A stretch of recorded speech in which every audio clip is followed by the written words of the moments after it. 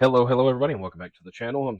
This is your usual host, Lord Drongo of Team Nordic USA, and you'll have to bear with me. I'm getting over some sickness, a little bit of a head cold, so if I sniffle or sound a little weird, that is the reasoning behind it. So up next in our video segment about reviewing best builds, comp builds, and etc.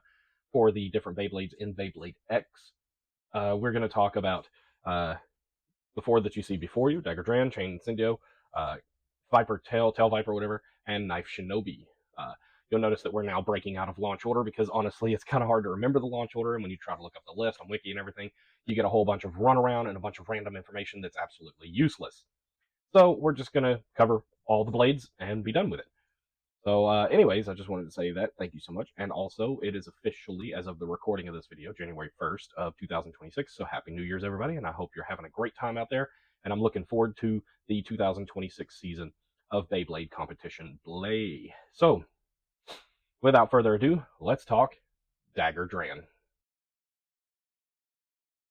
So here we are with Dagger Dran's builds. And first thing that I want to say before we make any more progress is that we're going to change the parameters from here on out about how we do the builds. You can repeat parts based on builds, as we found out that this is a little bit more consistent and a little bit easier to really, give the idea as to what is actually going to work versus what doesn't work quite as well. So anyways, moving past that, we're going to talk about the notes. Dagger Dran is an incredibly aggressive but lightweight Bey. If you can utilize its strengths, you will definitely dominate the arena. It has a lighter weight for an attacker, but also a heavy weight for a lightweight Bey. It's at the heavier end of the lightweight Beys, crossing over into the medium weights, and it can really hit hard and send your opponent flying. It has strong counterattack based upon its point of contact, which is these 6 dagger-like protruding fangs, which absolutely is just insane. We've seen a lot of dagger play in the comp, but we all have for the most part, and it's just incredibly good. But yes, when you compare it to other lightweight Beys, it is much heavier, but it is also still considered a lightweight Bey because the intention is full-on blasting hits, but a quick loss of stamina after about the first 3 hits or so. Whereas heavier Beys are intended to take a lot more Bey. Your mediums are more intended to take a lot more damage and continue spinning for a longer amount of time. But we're going to capitalize on its strengths to help it overcome that issue. Now, the first build is 960 on point. This is probably the most consistent build I've seen out there. The 960 ratchet is fairly hard to burst for the most part. It's real smooth with slight ridges around the edges, and it's very easy for it to abuse the nice tuck in that it does in fact have.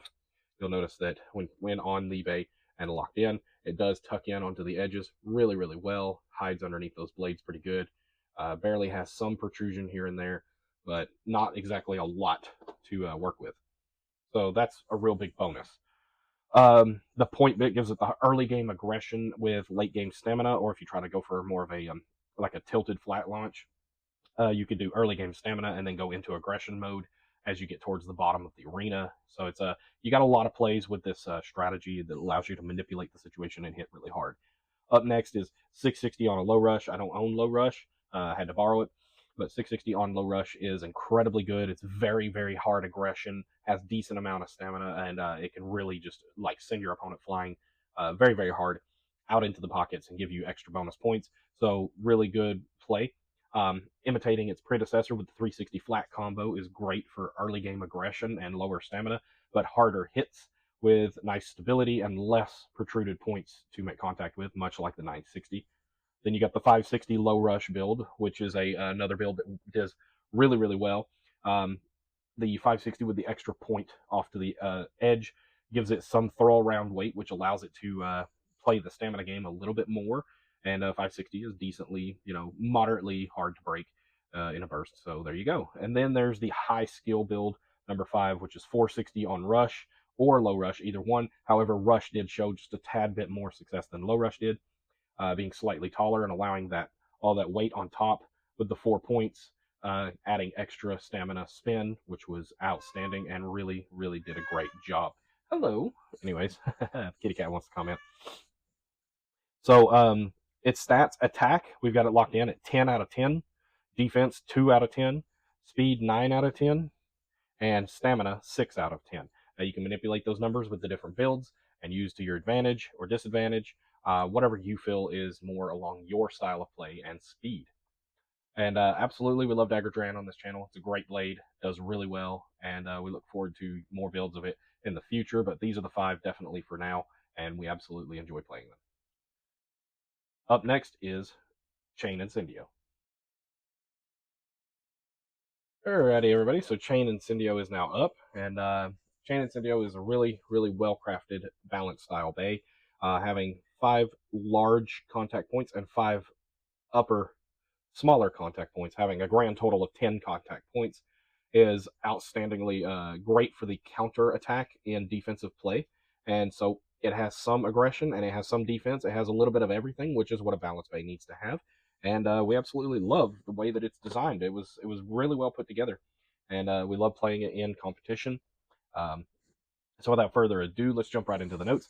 This bay has the incredible potential to cover a large variety of tactics. If you learn how to use this bay's builds correctly, you can consistently win. And I can actually attest to that. I love Chain Incendio. It's insanely powerful.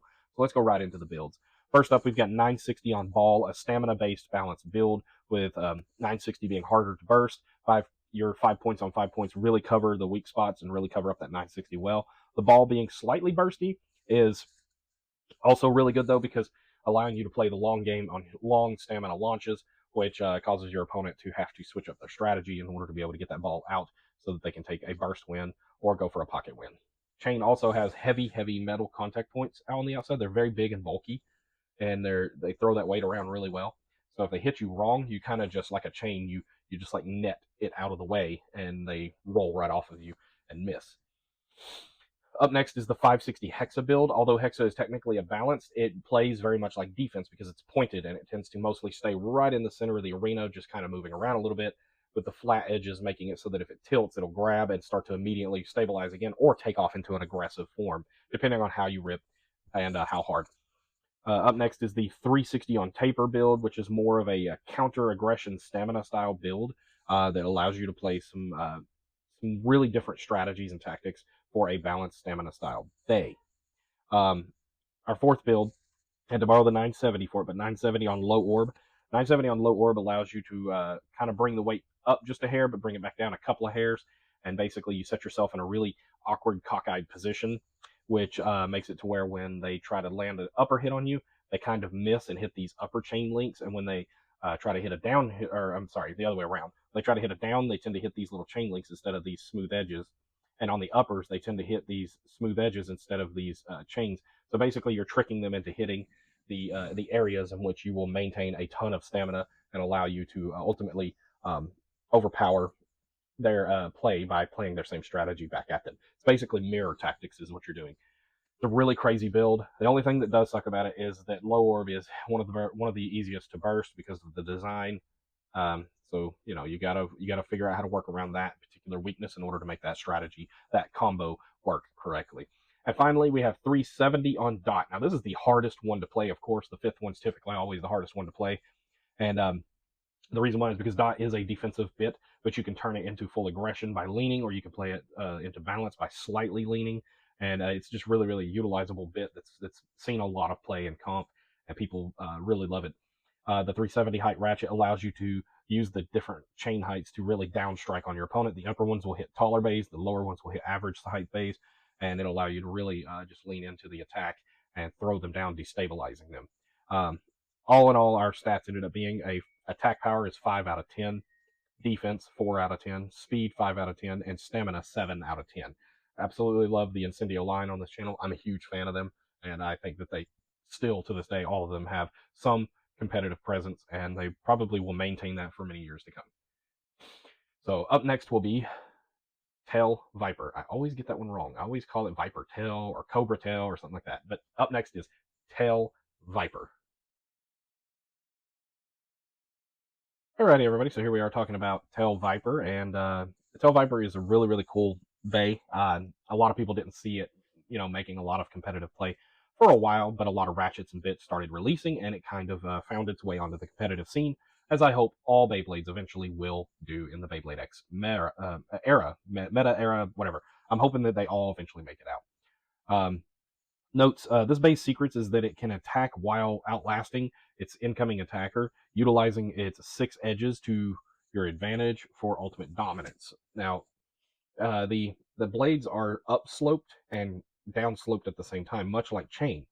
um, 6 points instead of five, but they are more rigid and pointed, which gives you a lot of really good counter hit and a lot of pure aggression without counter hitting. So ultimately, this bay has a lot of potential as an attacker stamina style bay.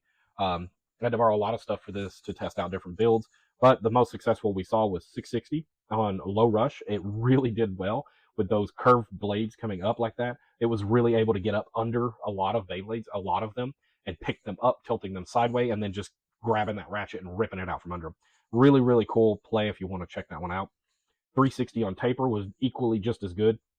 Being able to really stabilize with the 3 points and able to get up under your opponent using the stamina style from the taper bit. And then the 960 rush was really cool. It had a lot of like ring outs and just in the 2 point pocket with this build, which was super cool. It made it really fun. The 560 rush was a little bit less consistent than the 960, but it did the same thing. It was a hard hit on those 5 point corners, and it just allowed it to really, slam into your opponent and send them flying into the 2 point and 3 point pockets a lot, which was really fun. And then finally, we have the 960 on low, or I mean, sorry, the 160 on low rush. And oh my gosh, let me tell you, that one was hard to play, but once I figured out how to lean it just right and get that attack in there the way you want it, it would just obliterate stuff. I mean, even like bigger combos that I never expected it to do well against, it would actually hold its own ground and try to go for the win at all costs. And so it was a really fun blade to play, and I look forward to more builds for it in the future. You kitty cat. Yeah, you kitty cat. My kitty cat is being a little ridiculous today. So up next is Knife Shinobi, one of my personal favorites. And yeah, stay tuned. Okay, everybody. So here we are talking about Knife Shinobi. Knife Shinobi has been one of those blades that's super controversial, much like Rhino and a couple others. Um, it's very small and it's very lightweight, and it's supposed to be a defense style bay. Now, the funny thing is, defense you typically want heavy, you don't want them light, but they were trying to increase the stamina by making it lighter and make it more like a ninja playing dodgy tactics and stuff. So that's just why it is the way it is. The easiest and most consistent way to play this bay is the 360 on low flat. I'm sorry, we skipped a step. Knife Shinobi is an incredible bay, being much smaller and lighter than a large majority of the bays. It gives it a distinct speed and stamina advantage. Anyways, 360 on low flat, very aggressive, super fast. Basically, there's really only one of two ways you play it. You try to lean it a little bit and give it just an extra couple of seconds to stall out, or you launch it flat and go straight into the rail if your opponent's playing something that more or less goes down to the middle right away. And essentially, you just slam into your opponent at Mock Jesus and send them flying out of the pocket. So that's the play with that one. The other play we tried was 160 on low rush, and it did really well, increasing the stamina a considerable amount and giving it some of the attack with the corner where the 160 was sitting. And Bubbles, what are you doing? You are being such a kitty cat. Hey, would you get out of there? Goodness, man, she is being ridiculous today. Anyways, 160 on low rush. Being able to slam into your opponent on that 1 point corner is just incredibly strong and really does send them flying out pretty hard. It's a lighter bay, yes, but it can still hit with hard ricochet and send them away just off that alone. Up next was I didn't get my hopes up for this build a lot, but it turned out to play out pretty good, and that was the 260 on Hexa build. If you feel like it's bursting too much, I would say switch it out with the 270. But the 260 is, as you all know, I'm not a big fan of the 260 here on this channel. Typically don't tend to support two styles very much. But being able to just roll around in the middle of the arena and play dodge tactics, the two wings gives it some balance to keep the stamina up, but it also gives it a little bit of lean on both sides simultaneously, allowing it to really tilt back and forth and kind of move it out of the way a lot, which is a nice tactic if you're a lighter bay with smaller design and smoother edges. The 960 on level is a really cool play. It gives it a lot more stamina, but takes away some of the firepower. However, level does have some aggression and does tend to hit pretty hard. It's a little bit heavier of a bit, not much, but it's got some weight to it compared to a lot of other bits in aggression mode. And then the hardest way to play this bay, but the most consistent one, in my opinion, once you figure it out, is the 455 on point. It is insanely powerful build, and it locks in kind of tight, especially for such a weak, lock in. It's actually got some good grip on there and has to really, take a good hit. And then the point bit itself gives it a ton of stamina with a lot of early game aggression, and it does really really well. It's incredibly hard to figure out how to play that bit with that ratchet on this particular bay. And but once you do figure that out, it's insanely powerful, and it can really frustrate your opponent because it's hard to understand exactly what the tactic is and how it works. But essentially, you got your flat area for aggression. You got your point, your ball in the middle for the stamina. You got a very, very low ratchet, lower than just about any other ratchet in the game on just an average height. So you're going to be just up under a lot of those ratchet snipers. And you're also lighter, so when they hit you, typically they're going to hit you down, which is going to make you come back up, and you're going to bounce up out of their way, not too hard, hopefully, and just kind of end up dodging them a whole lot. And they're going to waste a lot of their stamina and strength trying to hunt you down for that hit again. And it just ultimately is just really, really, really, really hard to play, but really, really fun build. And it's definitely worth giving it a shot if you want to try. So the stats on this, we came in with attack 6 out of 10. It was really close. It was like a 5.9. So we just went ahead and rounded it up to 6. The defense was 3 out of 10. Although it is a defense style bay, it just doesn't have very good defensive capability due to its light weight. So best thing to do is not get caught in the middle and try your best to keep dodging your opponent until they run out of power. Speed 9 out of 10. Technically could be a 10 out of 10. We had it locked in at like 9.7. So it could have been rounded up to 10, but I feel like they'd be giving it too much favor, so I brought it down to a more fair number of 9 out of 10. Stamina, 7 out of 10, also could have been an 8. It was like 7.6 or something like that. Typically, I would have rounded up, but I was like, nah, because depending on which one you build could determine that. If you go low flat, if you go level, yeah, you'll get those speeds. If you go the low rush, you'll get those speeds. If you go hex or point, you won't get those speeds, but you'll get some more stability. So it all plays out in the long run. So easy build is 360 on low flat. Hard build is 455 on point. Those are my two highly recommended builds that I would go for a beginner player. More seasoned, or I'm sorry, that would be these first two. The more seasoned players, I would say look at this 960 on the level and the 455 on point, and see what you think. If there are any builds on these bays that you would like to mention, throw them in the comment section below, and we will look at them for future videos. And yeah, we'll get back to that. And thank you so much for watching. Don't forget to like and subscribe. I'm Lord Drongo of Team Nordic USA, and we play every Saturday from 4 p.m. to 6 p.m. at Dice Head Games and Comics in the Bradley Square Mall at 200 Paul Huff Parkway in Cleveland, Tennessee. We'd love to see you there. Come on out and have some fun.